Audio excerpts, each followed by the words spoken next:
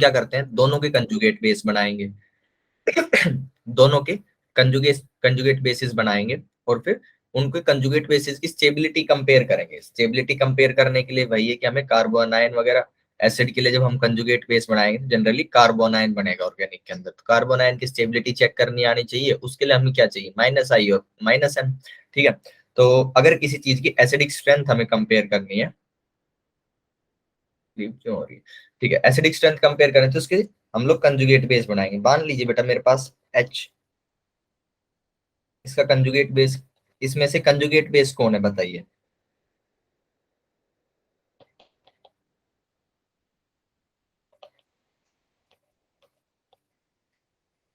वो इस conjugate base है।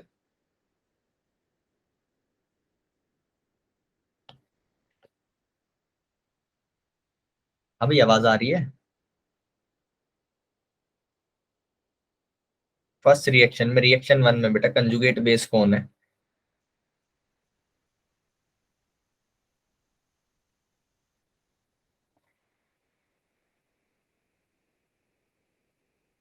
शिवांशी, अभिनव, तन्वी। हाँ भाई, आवाज नहीं आ रही कि आंसर नहीं आ रहा है, कुछ तो बोलो, पता तो चले, मुझे ऐसा लग रहा है सब लोग। आ रही है सर आ आवाज। आ रही रही है। है आवाज। हाँ तो कौन है कंजुगेट बेस बताओ। One negative. कौन। A1 negative. A one negative, A1 negative यहाँ पे कंजुगेट बेस है बेटा। नया एसिडिक स्ट्रेंथ पढ़ रहे हैं, एसिडिक स्ट्रेंथ के अंदर मैंने बोला है कि अगर किसी भी दो एसिड्स की हमें एसिडिक स्ट्रेंथ कंपेयर करनी हो तो हम उनके पहले कंजुगेट बेसिस बनाते हैं। जो कंजुगेट बेस बनेंगे उनकी हम स्टेबिलिटी कंपेयर करेंगे। तो यहाँ पे जैसे कि स्टेबिलिटी के अंदर क्या होना चाहिए वो अभी मैं बताऊंगा, कि ज्यादा स्टेबल वाला बेटर एसिड होगा कि कम स्टेबल वाला। ठीक है, तो यहाँ पे बेटा मैंने दो एसिड लिए, Ha1 Ha2, इनको मैंने डिसोसिएट किया, तो इसके अंदर से बेटा Ha1 के लिए कंजुगेट बेस कौन हो गया, A1 नेगेटिव, ये इसका कंजुगेट बेस हो गया। और इसके लिए कंजुगेट बेस ये हो गया कंजुगेट बेस। अब अगर मुझे पता लगाना है कि H1 बेटर एसिड है कि Ha1 बेटर एसिड है कि Ha2, तो मैं क्या करूंगा, A1 minus and A2 minus की स्टेबिलिटी कंपेयर करेंगे। Compare the stability, compare the stability, more stable, more stable conjugate base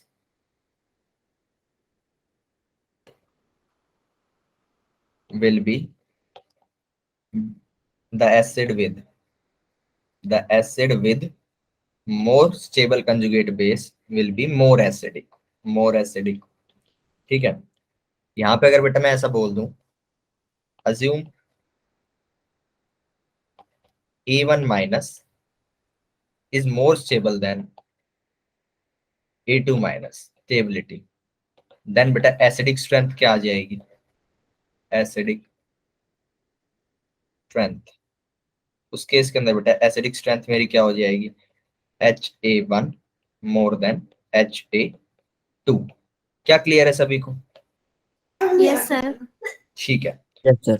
इसके बाद बेटा अगर मैं आपको कहूं कि आपको कंपेयर करना है HC double bond OH and CH3 C double bond O, इन दोनों को बेटा आप कंपेयर करके बताइए which is better acid, which is better acid.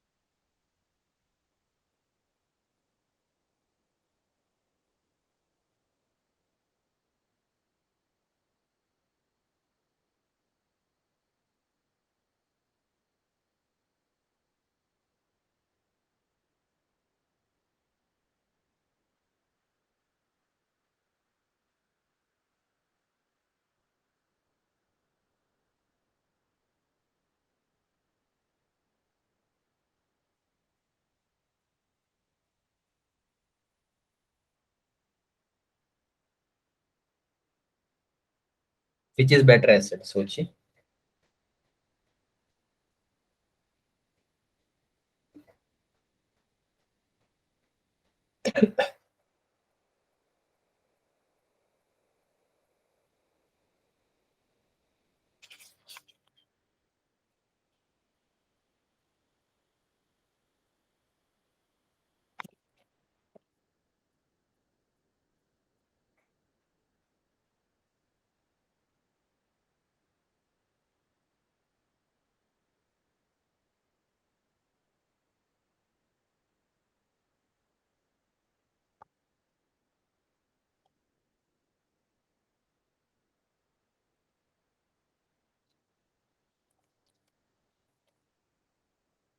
Good evening. काफी काफी बेटा एसिडिक स्ट्रेंथ पढ़ रहे हैं।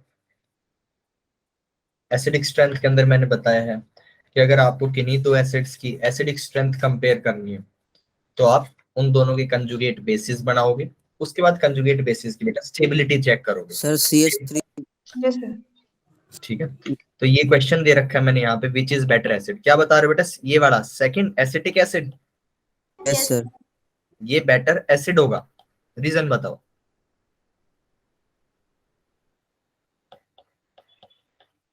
रीजन क्या है? लग रहा है सर ऐसा। कंजुगेट बेसिस क्या क्या बनेंगे मुझे ये बताओ पहले। अच्छा, कार्बन वाला एच हटाओगे एसिडिक में, एसिटिक एसिड में, कि ऑक्सीजन वाला?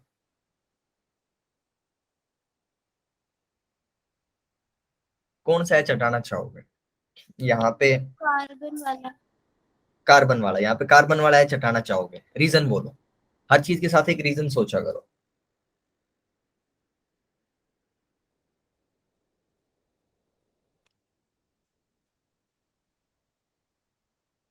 हाँ जी, कोई रीजन नहीं है। देखो सर 5 हो जाएंगे ना बॉन्ड इसलिए। मेरे को तो एच हटाना है। सर OH का अगर हटा देंगे तो ओ एच हटा देंगे तो क्या हो जाएगा? सर 5 बॉन्ड हो जाएंगे किसके? C के। अगर मैं यहाँ से ये एच, एक सेकेंड, एच पॉजिटिव करके हटाना है एसिड की तरह, ये कर दो तो कुछ होगा 5 बॉन्ड जैसा, प्लस एच प्लस। जो ऑक्सीजन का इसके साथ ये बॉन्ड था, ये यहाँ से टूट गया, इसको नेगेटिव इसको पॉजिटिव, पीछे ऑक्सीजन का कार्बन के साथ बॉन्ड है। ठीक है, देखो दो ऑप्शन है कि कार्बन के साथ जो 3 एच हैं उनके अंदर से एक एच निकाल के इसे एसिडिक बना लो, या फिर ऑक्सीजन के साथ जो एच है उसे तोड़ के निकाल लो। बट एक बात बताओ, जब आप एसिड करके इसको बाहर निकालोगे तो पीछे क्या चार्ज आएगा? पीछे वाले एटम के ऊपर पॉजिटिव की नेगेटिव, जो भी पीछे बचेगा?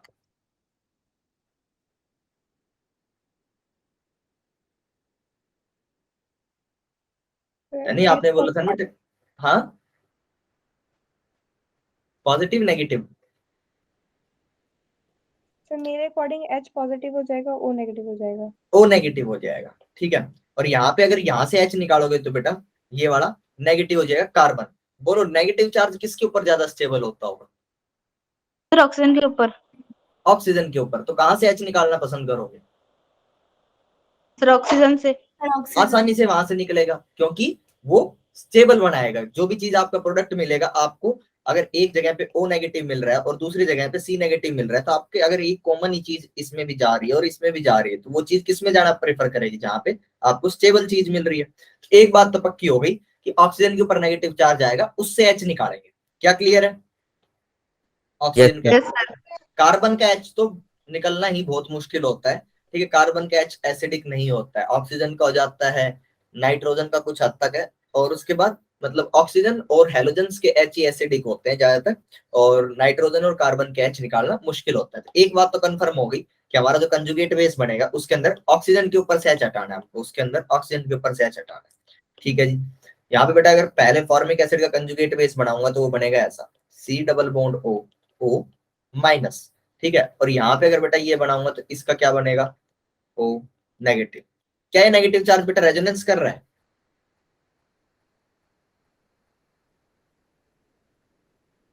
यस सर कर रहा है। ठीक है, दोनों में कर रहे हैं नेगेटिव चार्ज रेजोनेंस,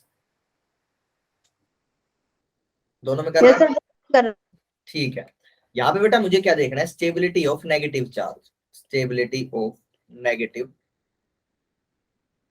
चार्ज। ठीक है, अगर बेटा मुझे ये चेक करना है, ठीक है, तो एक बात है कि ये जो नेगेटिव, जनरली अब तक हमने कार्बन के ऊपर नेगेटिव चार्ज की स्टेबिलिटी चेक की थी। ठीक है, यहाँ पे हम ऑक्सीजन के नेगेटिव चार्ज की स्टेबिलिटी चेक कर लेंगे। स्टेबिलिटी जब चेक कर रहे थे बेटा नेगेटिव चार्ज की, तो हम क्या देख रहे थे? अगर उसके अंदर रेजोनेंस आ जाए, तो रेजोनेंस होने की वजह से एक ऑक्सीजन के ऊपर, इसके ऊपर, यहाँ पे ये पूरा चार्ज रहने की बजाय इसका एक और रेजोनेटिंग स्ट्रक्चर बनेगा। कैसा बनेगा बेटा? ये ऐसे आ जाएगा और ये वाला बॉन्ड यहाँ आ जाएगा, इसका दूसरा जो रेजोनेटिंग स्ट्रक्चर ऐसा हो जाएगा। ठीक है, ये ऑक्सीजन और ये, तो ठीक है, इसका जो हाइब्रिड बनेगा बेटा, हाइब्रिड के अंदर इस वाले ऑक्सीजन के ऊपर डेल नेगेटिव, इस वाले ऑक्सीजन के ऊपर डेल नेगेटिव, तो एक ऑक्सीजन के ऊपर जो नेट चार्ज है वो कम हो जाएगा। इसका मतलब अगर रेजोनेंस कहीं पे आता है तो उसकी वजह से नेगेटिव चार्ज की स्टेबिलिटी हो जाएगी। तो बेटा रेजोनेंस देखो, एक बात और है, मैंने बताया रेजोनेंस बराबर मिलता है, उसको कोई फर्क नहीं पड़ता कि क्या स्ट्रक्चर बना हुआ है क्या है, अगर वो इतने पार्ट, ये पार्ट अगर इसका सेम है, ये दोनों में सेम है, तो रेजोनेंस से जो स्टेबलाइजेशन मिल रही है नेगेटिव चार्ज को, वो दोनों में सेम मिलेगी, वो दोनों में सेम मिली। तो रेजोनेंस तो हो रहा है, उससे स्टेबलाइजेशन भी मिल रही है, लेकिन क्या उसके बेसिस के ऊपर हम इन दोनों की स्टेबिलिटी डिफरेंशिएट कर सकते हैं सिर्फ रेजोनेंस के बेस पे? बोलिए, क्या बता पाओगे आप कौन सा ज्यादा स्टेबल है सिर्फ रेजोनेंस देख के? क्योंकि रेजोनेंस तो इसका भी यही कहेगा कि इस वाले ऑक्सीजन के ऊपर बेटा डेल नेगेटिव आ गया और इस वाले के ऊपर भी डेल नेगेटिव आ गया। तो रेजोनेंस से तो हम टोटल नेगेटिव चार्ज की जो स्टेबलाइजेशन देख रहे हैं वो सेम आ रही है दोनों में। क्या हम इससे डिफरेंशिएट कर पाएंगे बच्चों? बताओ, कोशिश करो, ऐसे डरो मत। यस और नो? सर रेजोनेंस से तो नहीं होगा। नहीं होगा। अब क्या करेंगे, नेक्स्ट क्या देखेंगे, कौन सा effect? Inductive effect. Inductive effect. Negative charge के लिए हाइपर कंजुगेशन तो आपने पढ़ा नहीं है, आपने क्या पढ़ा है? नेगेटिव चार्ज के लिए इंडक्टिव इफेक्ट। बताओ किसमें इंडक्टिव इफेक्ट ज्यादा लग रहा है या कम, ज्यादा क्या लग रहा है, कैसे कैसे इंडक्टिव इफेक्ट लग रहा है? एच का बोलो, एच का इफेक्ट।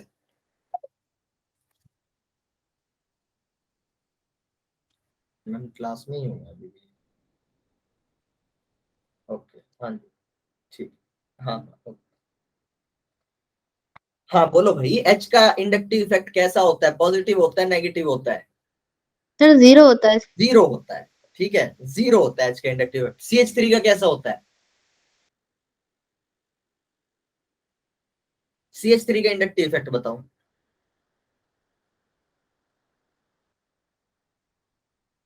Sir negative. नेगेटिव। और कोई?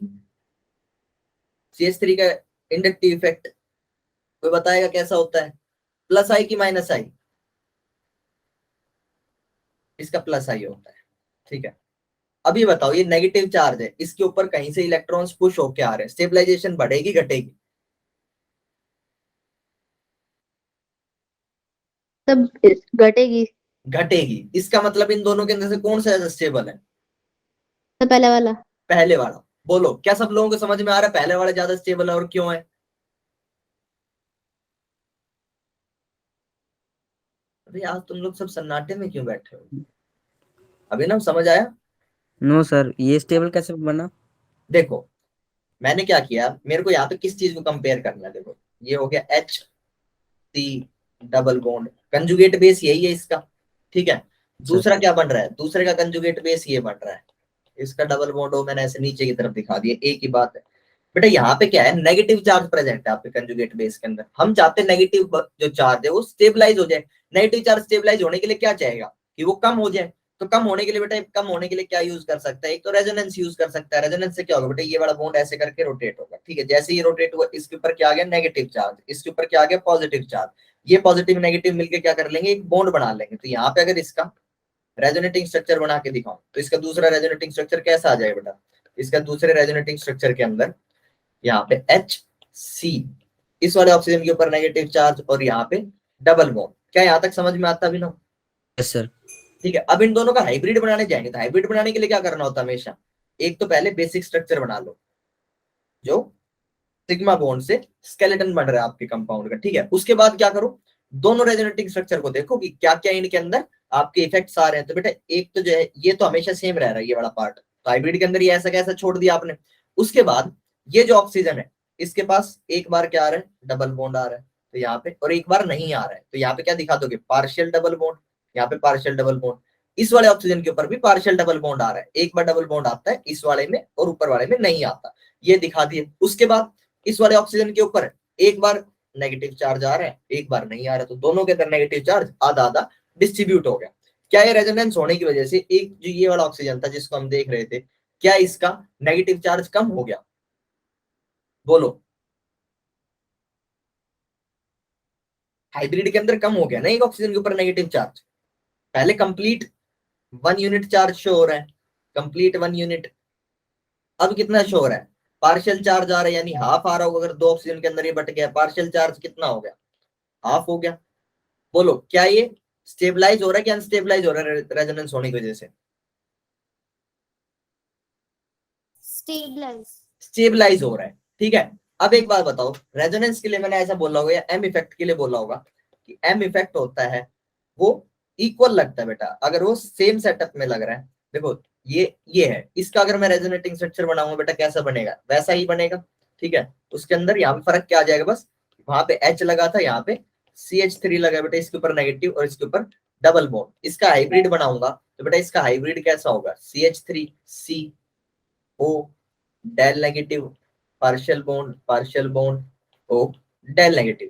बेटा यहाँ पे भी रेजोनेंस की वजह से इसके अंदर कितना चार्ज आएगा, यहाँ पे अगर रेजोनेंस की तरफ से देखोगे इफेक्ट, रेजोनेंस इफेक्ट, तो पार्शियल चार्ज इसके अंदर भी हाफ हो गया, पार्शियल चार्ज इज सेम, ठीक है।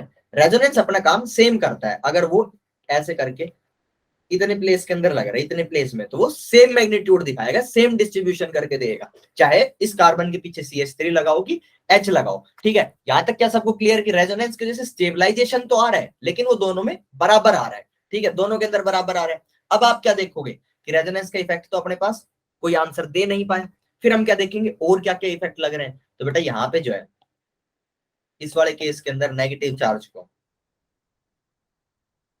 CH3 इंडक्टिव इफेक्ट लगाएगा, CH3 इंडक्टिव इफेक्ट लगाएगा। 3 एटम तक हम कहते हैं, IUPAC कहता है कि 3 एटम तक आप इंडक्टिव इफेक्ट मान सकते हो। बेटा 1 ये है, 2 ये है, ठीक है।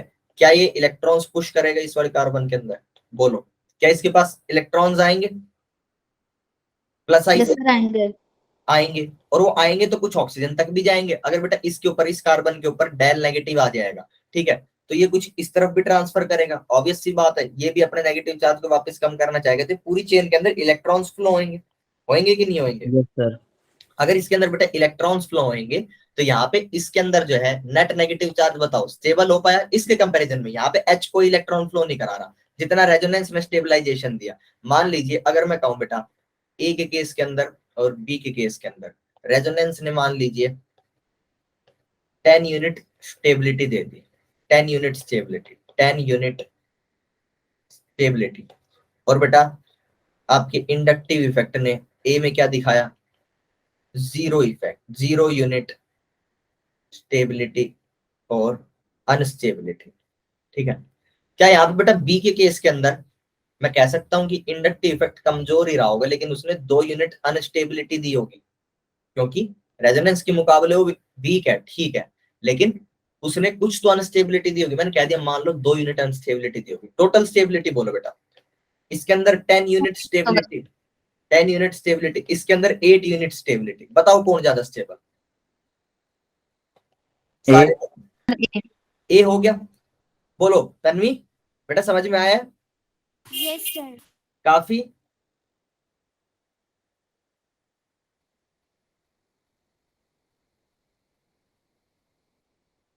सिमांशी, अंशिका, बच्चों समझ में आ गया कि कैसे ए की स्टेबिलिटी ज्यादा, ए की स्टेबिलिटी ज्यादा हो जाएगी। अगर बेटा ए ज्यादा स्टेबल है तो हमारा एसिड कौन सा स्ट्रॉन्गर होगा, जिसके कंजुगेट बेस की स्टेबिलिटी ज्यादा होगी वो एसिड हमारा स्ट्रॉन्ग होगा। तो बेटा एसिडिक स्ट्रेंथ, एसिडिक स्ट्रेंथ मुझे किसकी ज्यादा मिल जाएगी, ए की ज्यादा मिलेगी बेटा देन बी।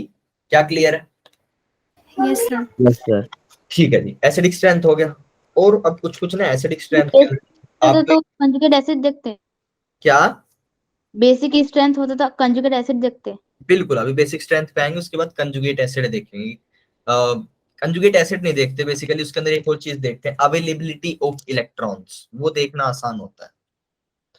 कंजुगेट एसिड जो उसका बनेगा उसकी आपको स्टेबिलिटी देखना मुश्किल पड़ता है, तो उसके अंदर हम देखते हैं कि बेस के लिए हम देख रहे हैं किसके पास ज्यादा इलेक्ट्रॉन्स अवेलेबल है, क्योंकि बेस का काम क्या है, बेस का काम इलेक्ट्रॉन्स डोनेट करना भी ना, तो वहां पे हम लोग देख लेते हैं किसके पास ज्यादा इलेक्ट्रॉन्स अवेलेबल है डोनेट करने के लिए। आएंगे अभी बेसिक स्ट्रेंथ के ऊपर आएंगे। तो बेटा एक तो ना ऑर्डर लिख लो आप एक चीज हो रहा है कि अगर आपके पास कहीं पे RCH डबल बॉन्ड, मैंने आप लोगों को बेटा क्रॉस और नॉर्मल कंजुगेशन पढ़ाया था, क्रॉस और नॉर्मल कंजुगेशन, ये है बेटा आपका PHC double bond O negative, ठीक है। होता क्या है बेटा, देखो क्रॉस कंजुगेशन के अंदर मैंने बताया था यहाँ पे क्या होगा, अब इसके ना सबसे पहले यहाँ पे H अभी नहीं लगा रहा, ये आपके 2 एसिड्स हैं, ठीक है, इसके बेटा अगर कंजुगेट एसिड बनाऊंगा तो क्या होंगे?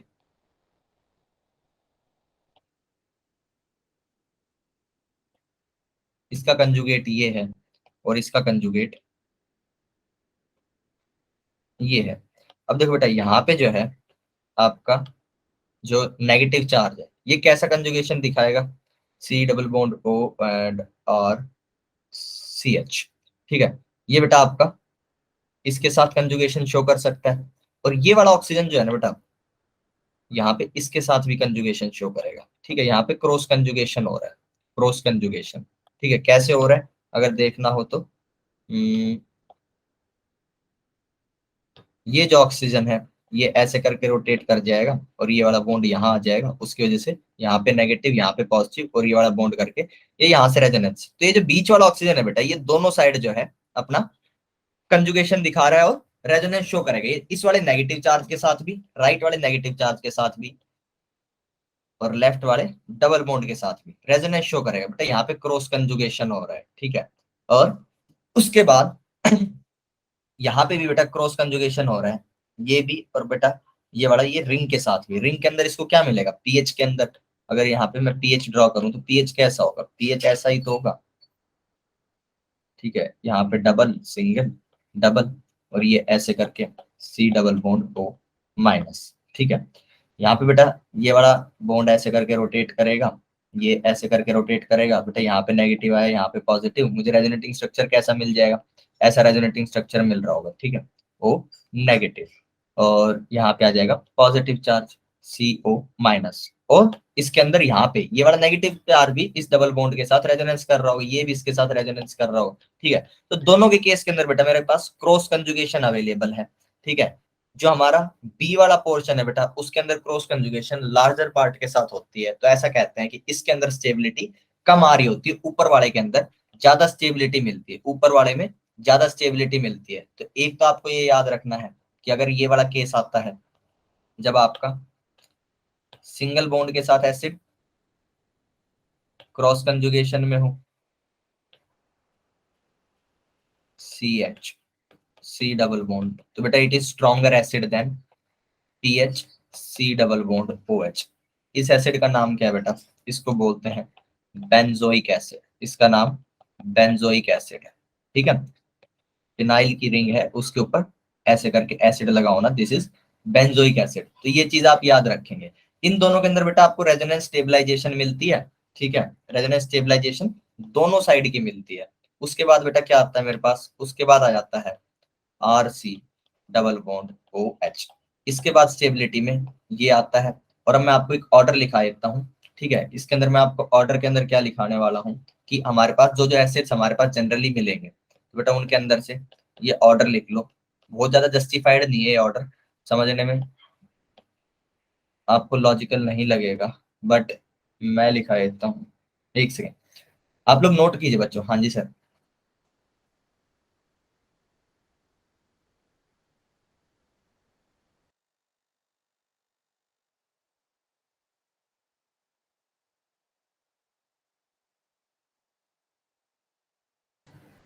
ये बेटा ऑर्डर आप लोग नोट कर लो। कुछ कुछ चीजें इस ऑर्डर के अंदर और हैं जो मैं आपको एक्सप्लेन कर पाऊंगा। कोई भी देखो, इन दोनों एसिड के अंदर क्या फर्क है? इस वाले एसिड के अंदर आपको ये जो आर ग्रुप है, इस आर ग्रुप का प्लस आई मिल रहा होगा। प्लस आई मिल रहा होगा तो प्लस आई मिलने की वजह से इसका कंजुगेट बेस इस वाले के मुकाबले में कम स्टेबल रहा होगा। ठीक है, तो ये हो जाएगा। उसके बाद H2CO3, H2CO3 वो वही हो जाए। उसके बाद PHOH बेटा फिनाइल सॉरी फिनोल, ये ग्रुप है। फिनॉल के ऊपर आपका यहाँ पे एच लगा होता है। ठीक है, ओ एच लगा होता है, दिस इज कॉल्ड फिनॉल। ये आता है बेटा इससे ज्यादा वाटर होता है, वाटर इससे। इसके बाद आता है, उसके बाद ना वाटर जो है इनसे बेटर एसिड होता है। ठीक है, ये क्या है बेटा? ये अल्कोहल है। ठीक है, अल्कोहल्स के अंदर अगर एसिडिटी की बात करूं तो क्वेश्चन मेरा है CH3 CH2 OH और CH3OH। बेटा who is better acid? Who is better acid, ये मेरा क्वेश्चन है।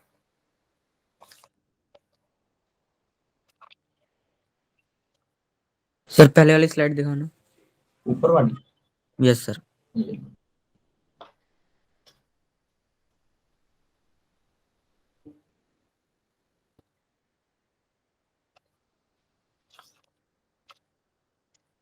लिख लिया सर।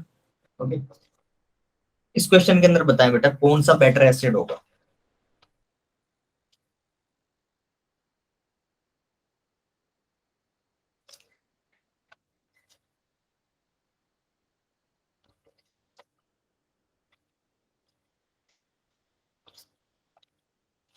कंजुगेट बेसिस बनाओ, उनके अंदर देखो कि ऑक्सीजन की स्टेबिलिटी कैसे आएगी।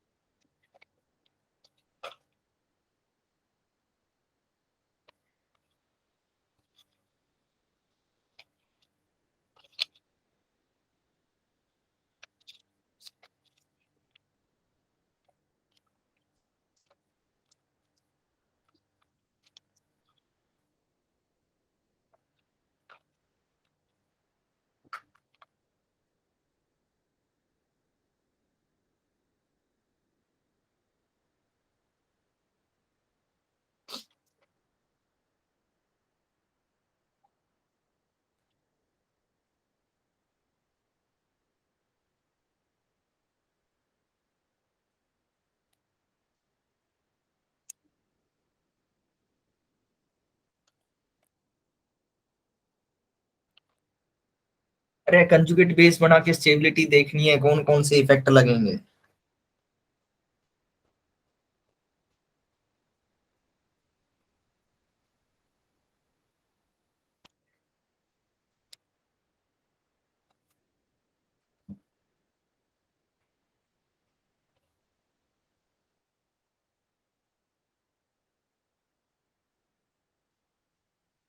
सर सेकंड वाला। सेकंड वाला ज्यादा एसिड होगा, ठीक है। किसने आंसर दिया है?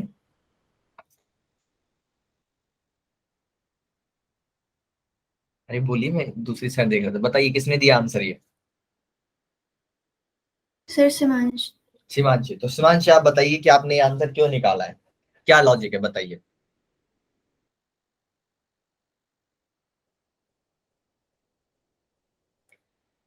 लॉजिक लगाया है कि सिर्फ तुक्का मारा है?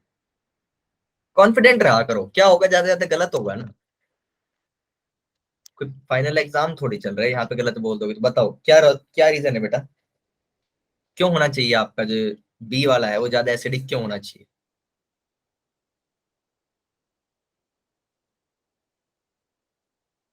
नो, चलो सुनो, सबसे पहले मैंने क्या कहा, कहीं भी एसिड देखना है तो आप क्या देखेंगे, कंजुगेट बेस बनाएंगे। कंजुगेट बेस के अंदर आपको क्या करना है, एक एच बाहर निकालना है। तो एच कहाँ कहाँ से निकाल सकते हो, या तो कार्बन से निकाल सकते हो या ऑक्सीजन से निकाल सकते हो। निकालने के लिए सबसे बढ़िया जगह है ऑक्सीजन। तो बेटा ए के केस के अंदर जो है मेरा कंजुगेट बेस कैसा बनेगा, ये बन जाएगा बेटा मेरा कंजुगेट बेस। उसके बाद बेटा बी आएगा, बी के केस के अंदर ये हो जाएगा मेरा कंजुगेट बेस। क्या जस्टिफाइड है? यहाँ तक यस सर। सबको समझ आ गया? ठीक है, अब क्या देखना है, स्टेबिलिटी देखनी है। बेटा यहाँ पे O नेगेटिव है, ये O नेगेटिव, इसके ऊपर ये वाला ग्रुप लग रहा है, ठीक है, और इस वाले के ऊपर ये ग्रुप लग रहा है। प्लस आई किसका ज्यादा होता है, ये दोनों के दोनों प्लस आई कर रहे हैं, ये दोनों के दोनों क्या कर रहे हैं, प्लस आई कर रहे हैं। इसमें कोई शक नहीं है कि दोनों ग्रुप्स इसकी स्टेबिलिटी को कम करेंगे। किसका प्लस आई ज्यादा होता है, ऊपर वाले का कि नीचे वाले का?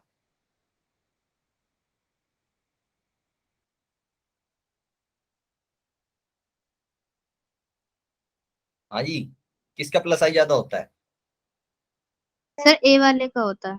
ए वाले का प्लस आई ज्यादा होता है, तो वो ज्यादा अनस्टेबलाइज कर रहा होगा, बोलो कर रहा होगा कि नहीं। Yes sir.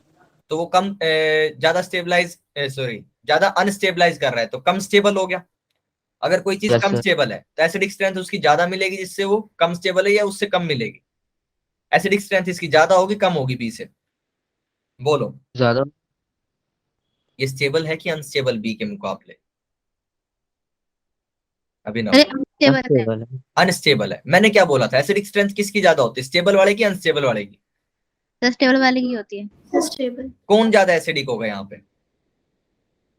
तब बी वाला। बी वाला। ई। बाकी लोग बताएं। काफी, तन्वी, अंशिका, क्या समझ में आया बेटा?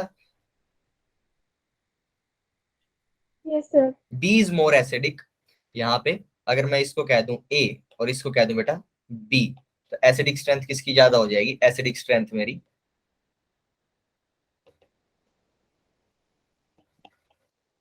बी मोर देन ए हो जाएगी। ठीक है, अगर ऐसा है बेटा तो एक और क्वेश्चन करके बताओ। क्वेश्चन CH3 CH2OH, और ये क्या है बेटा? पानी है, OH। ठीक है, इसमें से बेटा कौन ज्यादा आपको एसिडिक लगता है? Who is more acidic?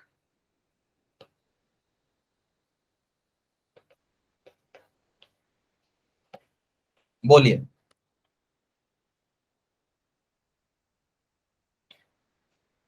अरे ये लो, ये कंजुगेट बनाना है ना, ये इसका कंजुगेट भी बना के दे रहा हूं आपको।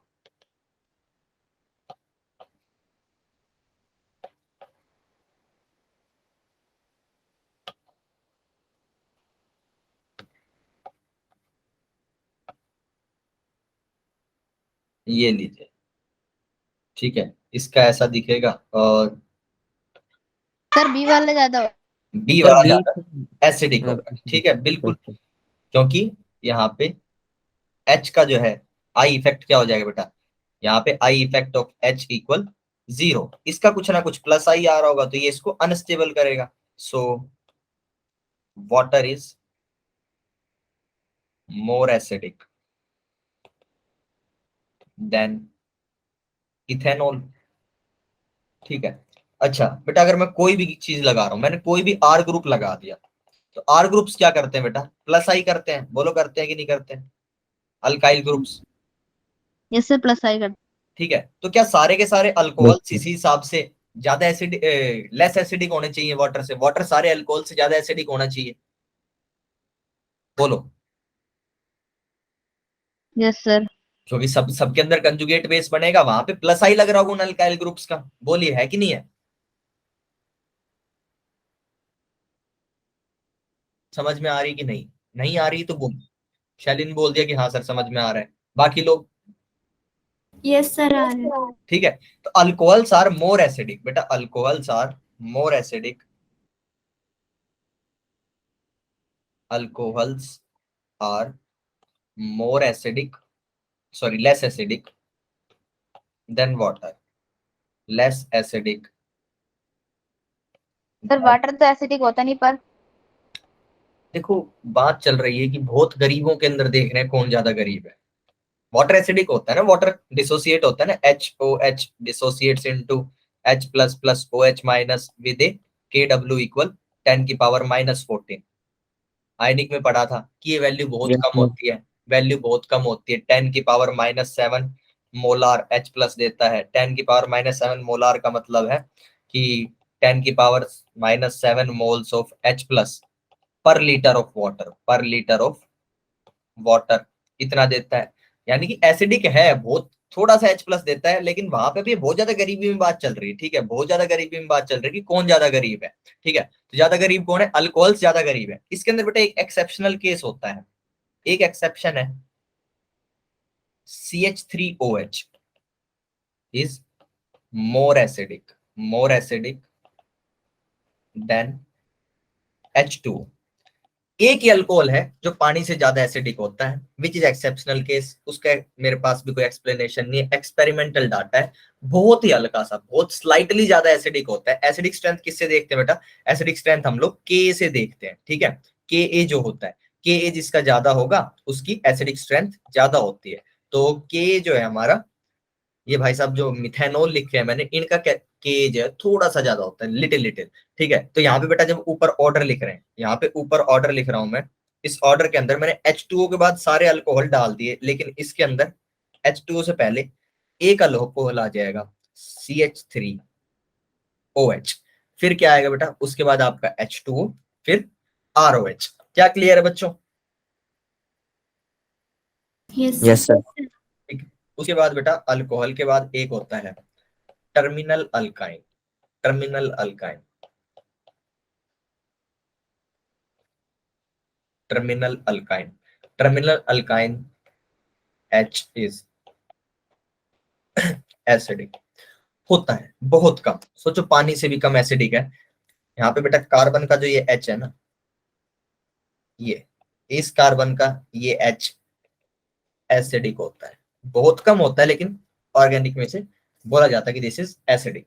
ये ऑर्डर है और आई होप ये आप लोगों के काम आएगा। उसके बाद बेटा एक चीज होती है, अगर मैं आपको दूं कि एक क्वेश्चन करते हैं, क्वेश्चन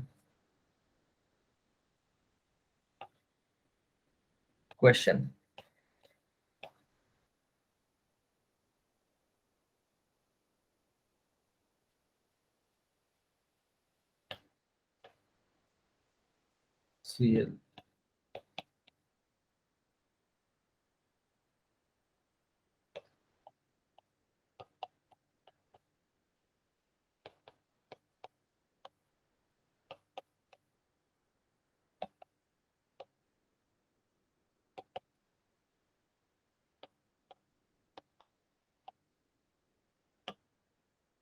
H निकालना है OH में से, H निकालना है OH में से, और मुझे बताइए acidic strength, acidic strength of A B C and D। बोलिए क्या एसिडिक स्ट्रेंथ आएगी बच्चों?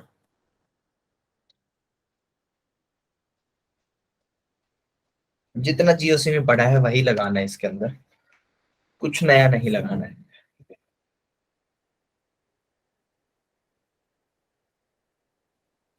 संदीप बेटा ये क्वेश्चन ध्यान से सुनना, ऊपर की सारी चीजें, काफी चीजें समझ में आ जाएंगी, ठीक है?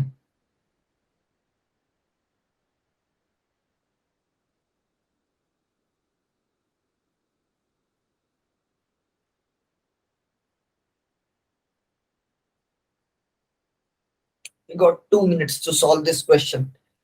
प्लस एम के बारे में आपको सोचना है, इंडक्टिव इफेक्ट के बारे में सोचना है, माइनस एम के बारे में सोचना है, यही सब चीजें, कुछ नया नहीं लगना है इनके अंदर, वही चीजें जो पीछे हैं।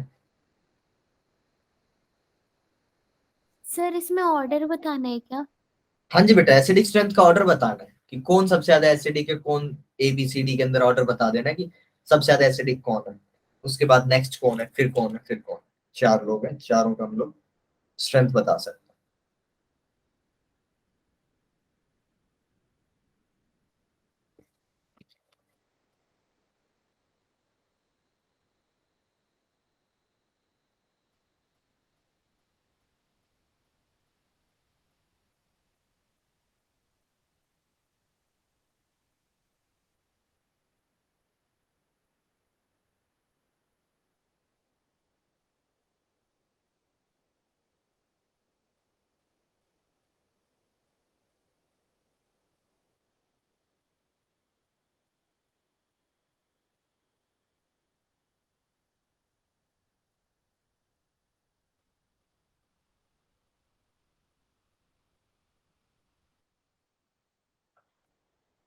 चलो आज करते हैं मिलके कोशिश। नोट कर लिए क्वेश्चन, नोट कर लो ताकि मैं नेक्स्ट स्क्रीन के ऊपर लिख सकूं, बाकी चलो मिलके कर करेंगे। लिया सर। हो गया? कर लिया। ठीक है, चलिए बेटा देखो, पहले के लिए कंजुगेट बेस क्या बनेगा, ये बन जाएगा, इसके यहाँ पे Cl लगा हुआ है। सेकंड के केस के अंदर ये हो गया कंजुगेट बेस और यहाँ पे OR लगा हुआ है, ठीक है, OR और NO2Cl, ठीक है। थर्ड के केस में O नेगेटिव और यहाँ पे मैंने NO2 लगा दिया, और ये भाई साहब है O नेगेटिव और यहाँ पे मेरे पास Cl आ जाएगा, ठीक है।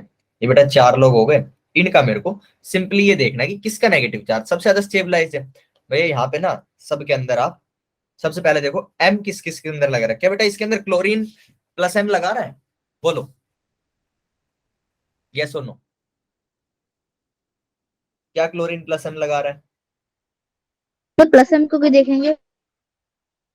क्लोरीन कौन सा इफेक्ट शो करता है मेसोमेरिक में? सबसे पहले हम लोग रेजोनेंस देखना शुरू करते हैं, जब भी हम स्टेबिलिटी देखते हैं रेजोनेंस देखते हैं, फिर हाइपर कंजुगेशन है और फिर इंडक्टिव, ये देखते हैं। सबसे पहले हम क्या चेक करते हैं कि अगर रेजोनेंस प्रेजेंट है तो वो हमें आंसर देगा, ठीक है।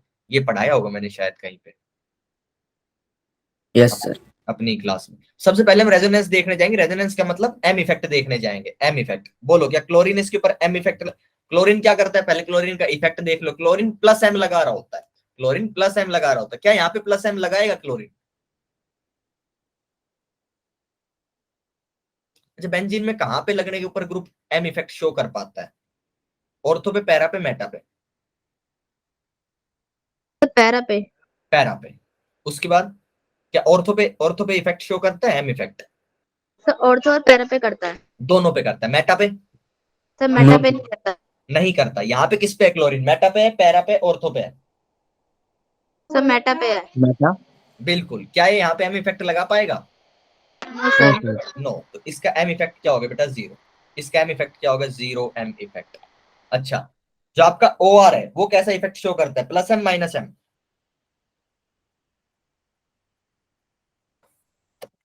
ओ आर ग्रुप क्या शो करता है? Plus M minus M?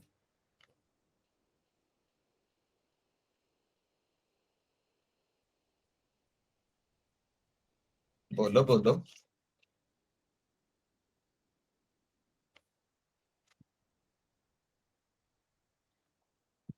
चलो कोई बात नहीं, मैं बता देता हूँ। यहाँ पे तो कुछ भी नहीं करेगा, इतना तो बोल देते। मेटा पे है। Yes sir. यहाँ पे तो कुछ नहीं करेगा, यहाँ पे जीरो हो गया। ठीक है। NO2 क्या शो करता है? Plus M minus M? तब माइनस एम। माइनस करता क्या यहाँ पे वो माइनस एम एक्टिवेट हो पाएगा? है। Yes sir. हो पाएगा, क्योंकि यहाँ पे बेटा पैरा पे है, तो इसने क्या शो किया? Minus M. ठीक है। क्लोरीन यहाँ पे इस वाले केस के अंदर बोलो एम इफेक्ट दिखाएगा? Minus plus. दिखाएगा कि नहीं? पहले तो ये बताओ, दिखाएगा कि नहीं? पैरा पे है ना। पैरा पे है, तो पैरा के ऊपर बेटा ये दिखाएगा। कैसा दिखाता है? क्लोरीन का क्या होता है? Plus M minus M? अरे सर प्लस एम। रट लो, उन ऑर्डर्स को रट लो, वही काम आने वाले हैं हर जगह ऑर्गेनिक के अंदर। ठीक है। प्लस एम शो करता है। तब एक बात बताओ कि इस ये जो हमने रेजोनेंस का आंसर लिया, इसके हिसाब से सबसे ज्यादा एसिडिक कौन है? सर NO2 वाला। NO2 वाला, यानी कि सी। क्योंकि इसके अंदर क्या हो रहा है बेटा? माइनस एम से नेगेटिव चार्ज को स्टेबलाइज किया जा रहा है। यहाँ पे माइनस एम से नेगेटिव चार्ज को स्टेबलाइज किया जा रहा है। ठीक है। और सबसे कम एसिडिक कौन हो गया? सबसे कम एसिडिक कौन हो गया? जो प्लस एम से नेगेटिव चार्ज को बढ़ा रहा है। बोलो, है कि नहीं है? Yes sir. ठीक है। तो Yes, sir. सी सबसे आगे आ गया और डी सबसे लास्ट में आ गया। बच गए कौन? ए और बी। ये इनके बीच में है, इनका फैसला करना है। तो ए और बी के अंदर बेटा कौन सा इफेक्ट लग रहा है? Inductive effect. ठीक है। इंडक्टिव इफेक्ट ही लग सकता है, नेगेटिव चार्ज के साथ हाइपर कंजुगेशन तो लगना नहीं। अब बोलो, क्लोरीन प्लस आई करता है माइनस आई करता है? प्लस आई। प्लस करता है। क्लोरीन प्लस आई करता है। किसने बोला है दबी दबी आवाज में?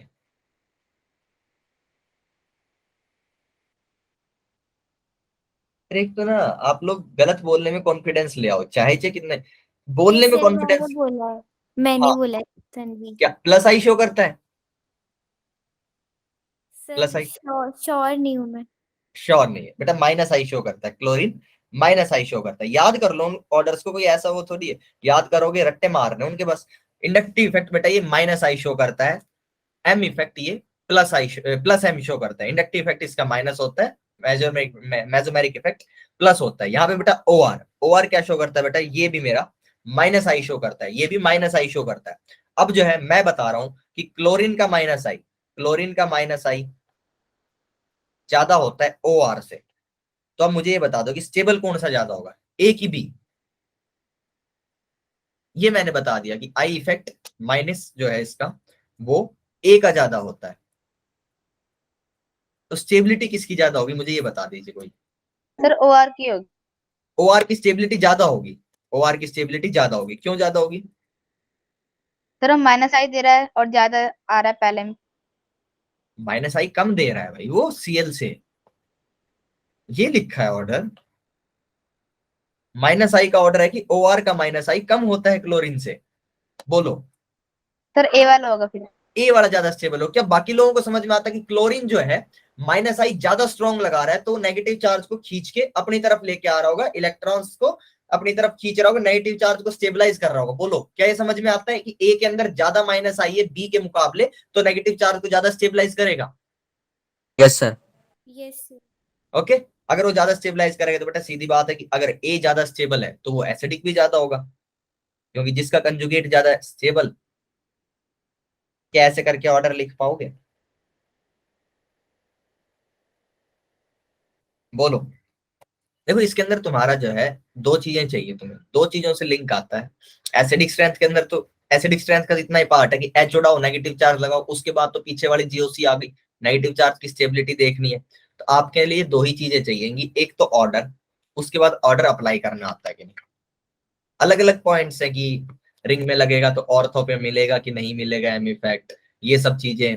और पहले रेजोनेंस देखना होता है, फिर इंडक्टिव इफेक्ट देखना होता है। कुछ एक्सेप्शंस है जहां पे, जैसे मैंने कार्बोकेटाइन के अंदर बताया होगा कि हाइपर कंजुगेशन रेजोनेंस से स्ट्रॉन्ग का एक एक्सेप्शन होता है, जहां पे 3 मेरे मिथाइल ग्रुप्स लग रहे होते हैं, वो पीएच CH2 से ज्यादा स्टेबल होता है रेजोनेंस के मुकाबले। ये सारी चीजें याद रखनी है।